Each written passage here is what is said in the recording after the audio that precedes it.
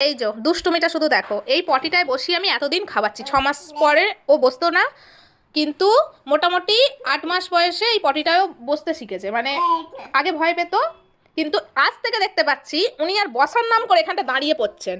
দাদা আমি কি করে খাবো, এইভাবে গোটা গায়ে মাখছে আর এই যে দাঁড়িয়ে পড়ছে। ওনার খাবার দেখে উনি দাঁড়াচ্ছেন, খাচ্ছে, বসছে, মানে এইভাবে যদি পড়ে যায় কি করবো আমি, এক হাতে কি করে সামলাবো? পাপা তুমি এটা কি করছো? এই এই এই এই বসো, বসো তাড়াতাড়ি, বসো তাড়াতাড়ি। ও জানে মাম্মাম বসতে বলছে, ও কিন্তু বসেও পড়ছে। এদিকে পাপা, এই তো। হুম, কত দুষ্টুমি দেখেছো, আবার ঠিক দাঁড়িয়ে পড়ছে।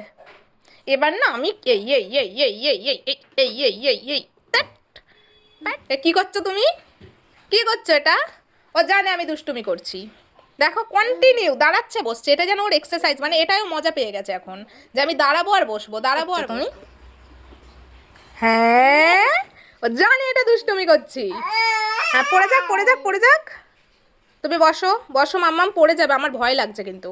এই যো, ওর কোনো ভয় আছে? কি করছো তুমি? আচ্ছা ধত্তরে, এই যে ধত্তরে, একটু ধত্তরে, বসো বসো। এই চলছে এরকম দুষ্টুমি, দেখো কন্টিনিউ এরকম দাঁড়াচ্ছে বসছে, এটা যেন ওর এক্সারসাইজ হচ্ছে, মজা পেয়ে গেছে বদমাস ছেলে। এটাও রাজীব বলছে এটাও বাতিল, এটাতে আর হবে না, লম্বা হয়ে গেছে। গেল, আমি পা নামিয়ে দেবো না তো।